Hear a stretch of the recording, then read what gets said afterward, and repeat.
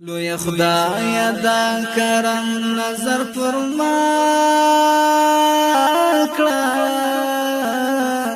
نورانی مستا په فضل دین دنیا کړه لوی خدای دا کرم نظر پر ما د ژوند لار زمنګ د نن ورځې د خپرونې موضوع بیا هم جنتی میرمن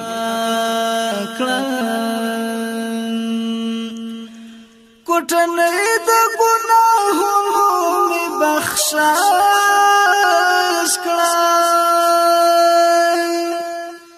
بسم الله الرحمن الرحيم الحمد لله رب العالمين حمد الشاكرين الصلاة والسلام على سيد الأنبياء والمرسلين سيدنا ونبينا وشفيعنا ومولانا محمد وعلى آله وأصحابه الطيبين الطاهرين قدرمنو اوریدونکو د ژوند د لارې د خپرونې مینوالو السلام علیکم ورحمة الله وبرکاته ستاسو روغتیا او خوشحالي د پاک رب نه غواړم په دې هیله چې د صحت او عافیت جامې پر تن ولرئ او خوشحالي مو په برخه وي دا دی زه محمد یاسین فهیم د ژوند د لارې د خپرونې په وړاندې کولو کې ستاسو په خدمت کې یم زموږ د نن ورځې د خپرونې موضوع بیا هم جنتي میرمن درنو اوریدونکو په تیرې خپرونه کې ما خپلو خویندو او میندو ته ځینې داسې اعمال بیان کړل چې د هغو په کولو سره انشاء الله رب العزت زموږ خویندې او میندې د جهنم د اور نه ژغوري او جنت ته داخلوي د هغو اعمالو په سلسله کې یو عمل د اوابین نفل دی د ترمذي حدیث دی راوی د حدیث حضرت ابو هریره رضی الله تعالی عنه دی هغه فرمایي چې نبی کریم صلی الله علیه وسلم او فرمایل که څوک د ماښام د مانځه نه پس 6 رکعته نفل وکړي او د دې په منځ کې څه دنیوي خبره ونه کړي نو هغه ته به د 10 کالو د عبادت ثواب میلاو شي که زموږ ورونه دي او که زموږ خویندې دي کله چې د ماښام مونځ وکړي 2 رکعته سنت هم ادا کړي او د 2 رکعتو سنتو نه وروسته 6 رکعته نفل وکړي چې دې ته د اوابین نفل ویل کیږي نو الله رب العزت به دې خور او دې ورور ته د 10 کالو د عبادت ثواب ورکړي نو خویندو او میندو چې کله د ماښام مونځ ادا کوئ 2 رکعته سنت هم چې وکړه د هغه نه وروسته تاسو 6 رکعته نفل وکړئ 2 رکعته ادا کړئ الله رب العزت به تاسو د جهنم د اور نه وژغوري الله رب العزت به مو جنت ته داخلي کړي همدارنګه د ترغیب او د ترهیب حدیث دی راوی د حدیث حضرت عمار بن یاسر رضی الله تعالی عنه دی هغه فرمایي چې نبی کریم صلی الله علیه وسلم وفرمیل څوک چې د ماښام نه پس 6 رکعته نفل مونځ کوي نو د هغه به تمام ګناهونه معاف کړی شي اگر که د بحر او د سمندر د زګ برابر وي البته صغیره ګناهونه نو خویندو او میندو که غواړئ چې الله رب العزت تاسو جنتیانې کړي الله رب العزت هم د جهنم د اور نه وژغوري اول خو د فرض منځونو پابندي وکړئ د هغه نه وروسته د اوابین د مانځه پابندي وکړئ تر څو الله رب العزت ستاسو ګناهونه معاف کړي الله مو جنتیانې کړي همدارنګه د حضرت عایشې رضی الله تعالی عنها نه روایت هغه فرمایي چې نبی کریم صلی الله علیه وسلم وفرمایل څوک چې د ماښام نه پس 20 رکعته نفل کوي الله رب العزت به هغه لپاره په جنت کې کور جوړ کړي نو کومه 6 رکعته مونځ چې د ماښام مانځه نه وروسته کیږي هغه ته اوابین ویل کیږي که چا وخت درلوده ښه خبره د 6 رکعته دې وکړي او که وخت نه و د 2 رکعته سنتو سره د 4 رکعته نور نفل زم کړي الله رب العزت به هم دته همدا ثواب ورکوي همدارنګه د تهجد مونځ د نبی کریم صلی الله علیه وسلم په ګڼو احادیثو کې د تهجد د لمانځه ډیر لوی فضیلت بیان شوی هغه کسان چې د الله رب العزت نیکان بندگان دي، اولیاء الله دي، هغوی د تهجدو د مانځه همیشه پابندي کوي. که څوک غواړي چې الله رب العزت ته نږدې شي، الله رب العزت د ګناهونو نه وژغوري، الله رب العزت په څیره کې نورانیت پیدا کړي، الله د جهنم نه وژغوري، هغه د تهجد د مانځه پابندي کوي.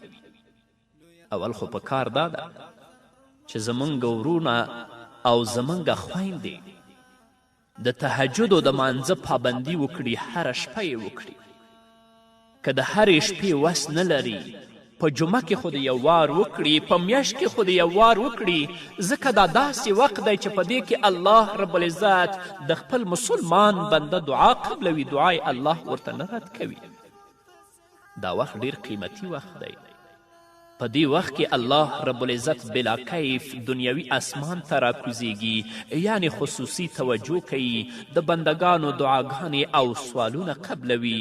که ممکن وي نو د غفلت په ځای دغه وخت په عبادت کې تیروئ، استغفار کوئ، د خپلو ګناهونو نه توبه وباسئ، د الله نه معافي وغواړئ. که مونځ نشئ کولی نو په ناسته د الله رب العزت ذکر وکړئ. که داسې هم نشئ کولی نو په بستره باندې الله رب العزت یادوئ، د ګناهونو نه د توبې او د عجز او انکسار اظهار کوئ. الله رب العزت به ستاسو ګناهونه معاف کړي، الله به مو د جهنم نه وژغوري، الله به مو جنت ته داخل کړي. خصوصا د روژې په مبارکه میاشت کې، په دې ورځو او شپو کې چې د مغفرت او د رحمت شپې دي، په دې کې خو تاسو تهجد مه پرېږدئ. خوراک لپاره خو هڅې پاڅئ، 10 دقیقې 15 دقیقې مخکې پاڅئ، لاړ شئ اودس وکړئ، 2 رکاته مونځ وکړئ، الله ته د تضرع او د عاجزي لاسونه پورته کړئ. الله مو دعا قبلوي، الله مو ګناه بخي درته. د ترغیب او د ترهیب حدیث دی. راوی د حدیث حضرت ابو هریره رضی الله تعالی عنه دی. هغه فرمایي چې نبی کریم صلی الله علیه وسلم وفرمایل چې غوره مونځ، افضله مونځ د فرض مانځه نه وروسته هغه د تهجد لمونځ دی. همدارنګه د حضرت مالک اشعری رضی الله تعالی عنه نه روایت دی. هغه فرمایي چې رسول الله وفرمایل جنت کې داسې یوه بالاخانه ده چې د هغې دننه د بهر نه او بهر یې د دننه نه ښکاري. الله رب العزت دا د هغو خلکو لپاره تیاره کړي چې خلکو ته خوراک ورکوي، سلام عام کوي او خلک ودوي، دوی منځونه کوي. نو که غواړئ ورونو او خویندو چې الله رب العزت مو په جنت کې د دې نعمتونو نه برخمن کړي، د فرض منځونو پابندي کوئ او د هغه نه وروسته د خپل وس مطابق د تهجد لمونځ کوئ چې الله رب العزت در باندې رحم وکړي. همدارنګه د ترغیب او د ترهیب بل حدیث دی. راویه د حدیث حضرت اسما رضی الله تعالی عنها ده. هغه فرمایي چې نبی کریم صلی الله علیه وسلم وفرمایل د قیامت په ورځ به د خلکو په یو مقام باندې حشر کیږي، یو منادي او یو آواز کوونکی به آواز کوي. هغه خلک چیرته لاړل چې اړخونه به د بسترو نه جدا ول، یعنی تهجد منځونه به کول. پس دا خلک به پاڅي، مقدار به ډیر کم وي، بغیر د حساب او د کتاب نه به الله رب العزت دوی جنت ته داخل کړي او باقی خلکو سره به بیا حساب کیږي. وګورئ ورونو او خویندو، که غواړئ چې الله رب العزت تاسو بغیر د حساب او د کتاب نه جنت ته داخل کړي، نو د تهجد د مانځه پابندي کوئ. دې کې ډیر لوی راز دی. دا داسې وخت دی چې الله رب العزت پکې دعا قبلوي، د برکات او د فیض وقت دی. الله به مو بې حسابه او بې کتابه جنت ته داخل کړي. همدارنګه د ترغیب او د ترهیب بل حدیث دی. راوی د حدیث حضرت عبدالله ابن عباس رضی الله تعالی عنهما دی. هغه فرمایي چې نبی کریم صلی الله علیه وسلم وفرمایل زما د امت معززین خلک هغه دي چې هغوی د شپې لمنځونه کوي. همدارنګه د ترغیب او د ترهیب بل حدیث دی. راوي د حدیث حضرت سلمان فارسی رضی الله تعالی عنه دی.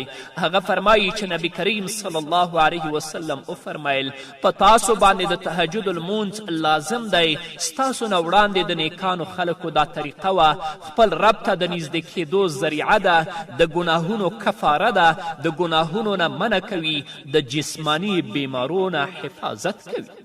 نو که غواړئ چې خپل رب ته نږدې شئ د تهجد المونځ وکړئ. که غواړئ چې الله رب العزت مو ګناهونه درته معاف کړي د تهجد المونځ کوئ. که غواړئ چې الله مو د ګناهونو نه بچ کړي د تهجد المونځ کوئ.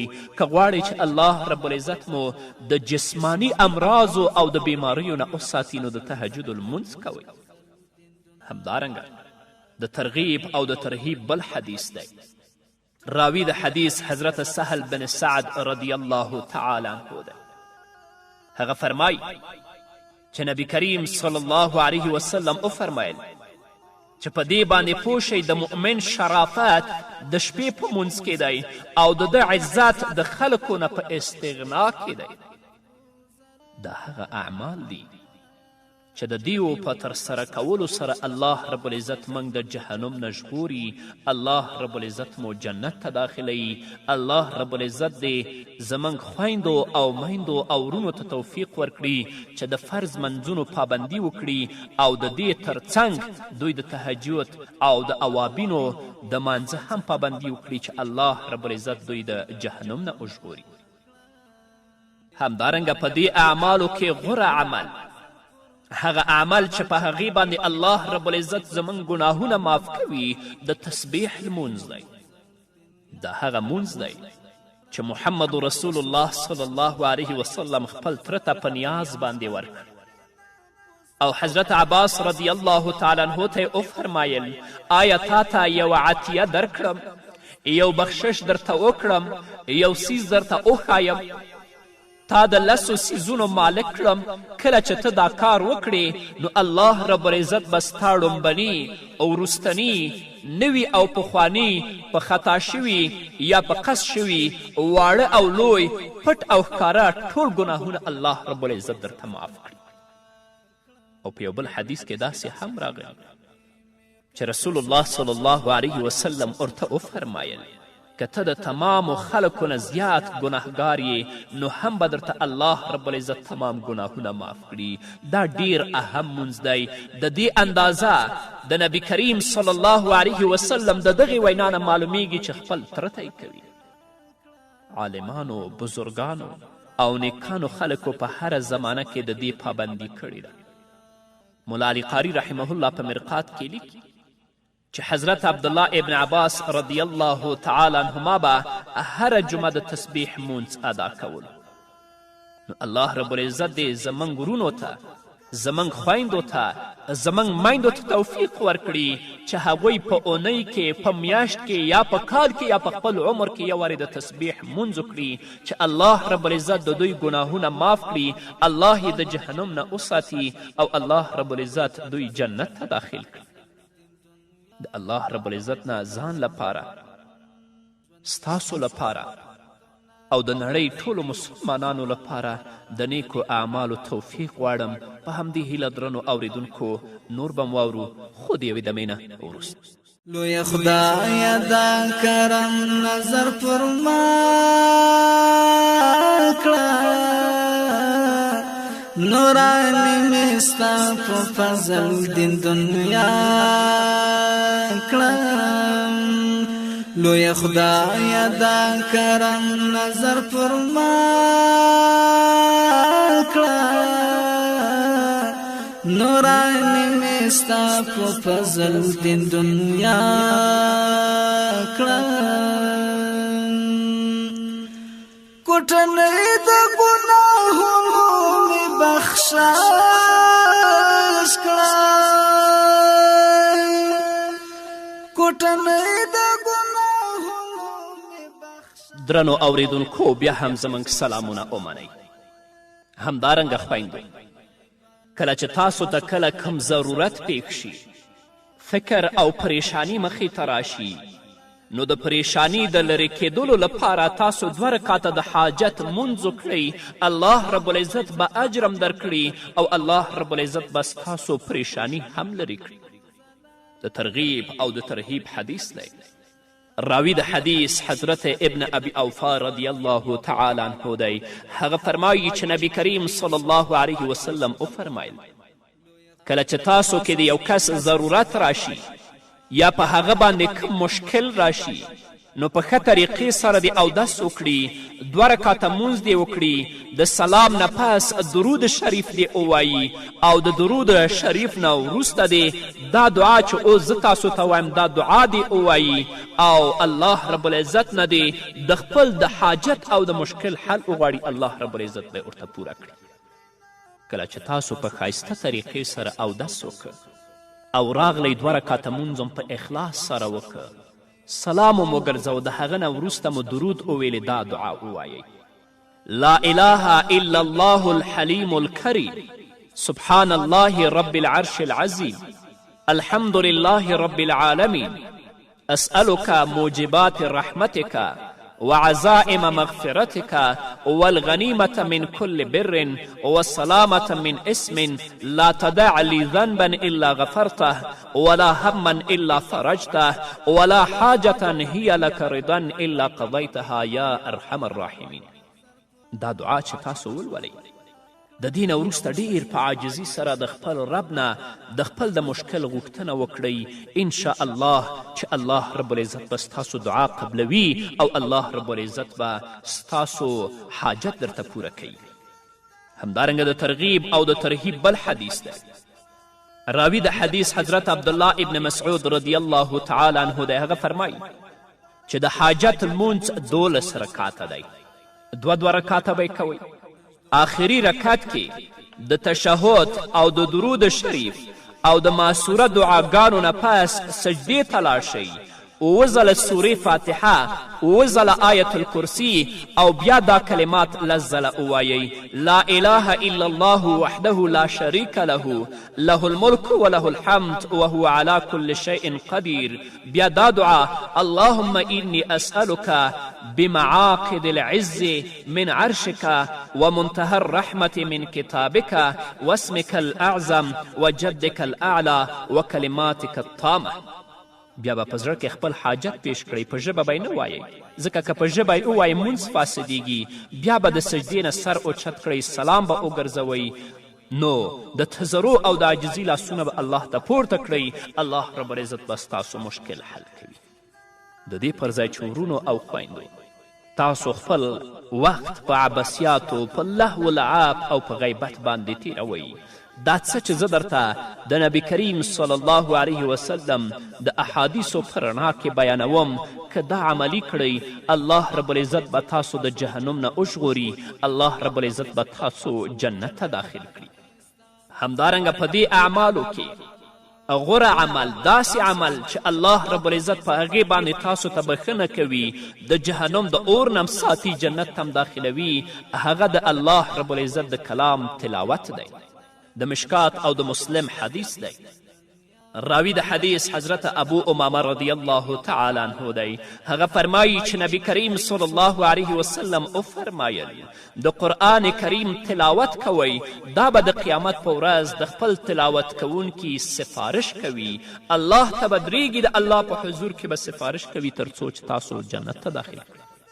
همدارنګه د ترمذي او د مشکات حدیث دی.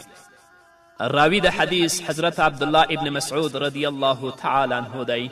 هغه فرمایي چې نبی کریم صلی الله علیه وسلم وفرمایل څوک چې د قرآن پاک یو حرف لولي نو د هغې په مقابله کې به الله رب العزت یوه نیکي ورکوي او د یوې نیکۍ ثواب به ورته د 10 نیکیو برابر میلاوي.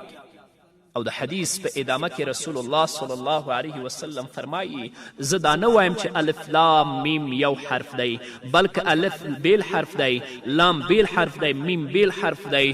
ته چې صرف په ژبه باندې الف لام میم وایي الله رب العزت به 10 نیکۍ درکوي. دا خو لا پرېږده چې قرآن کریم د سر نه واخلې او تر پایه پورې په اخلاص او په صداقت سره ولولې.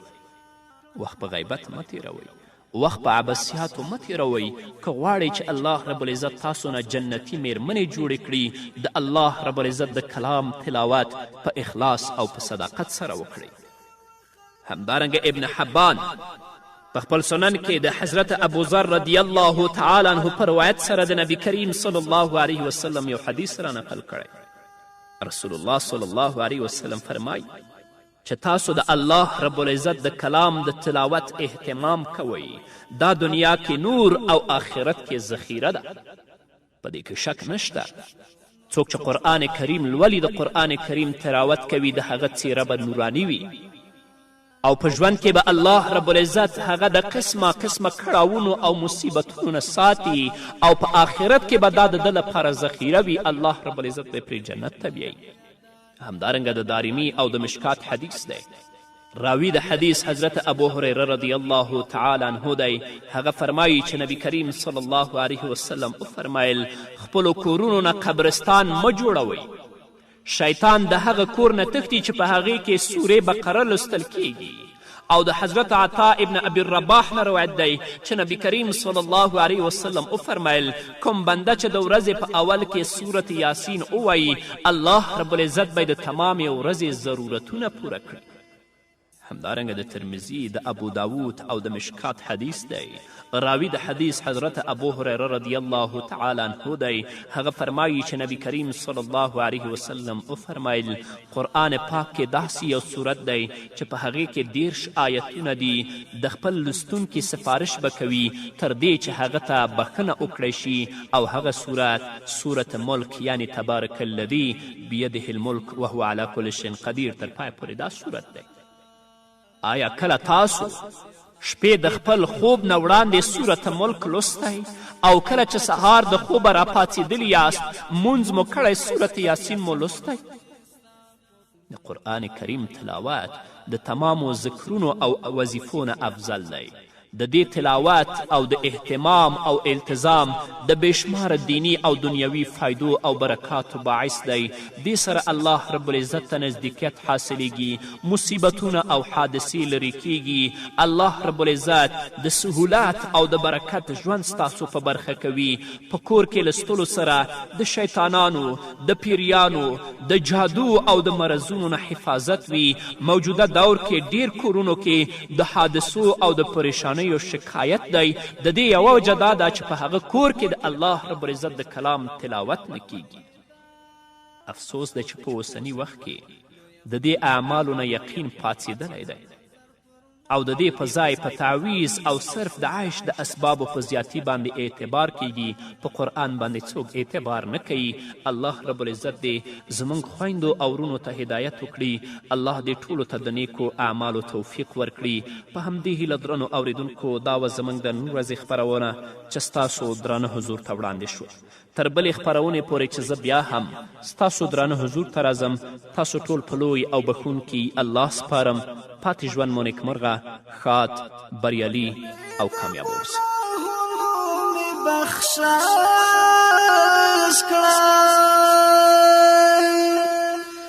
کوټنۍ د ګناهونو مې بخشش کړه، د نیمګړی عبادت مې پوزلا کړه، نورانی مې ستا په فضل دین دنیا کړه، د نیمګړی عبادت مې پوزلا کړه، نورانی مې ستا په فضل دین دنیا کړه. لوی خدای دا کرم نظر پر ما کړه، نورانی مې ستا په فضل دین دنیا کړه، زړه مې ستا په پاک مینا په سر لوی کړه، زړه مې ستا په پاک مینا په سر لوی کړه،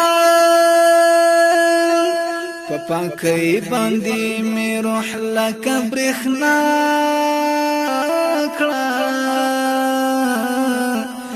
نورانی می ستا په فضل دین دنیا کړه په پاکی باندې می روح لکه برېښنا کړه نورانی می ستا په فضل دین دنیا کړه لوی خدای دا کرم نظر پر ما کړه نورانی می ستا په فضل دین دنیا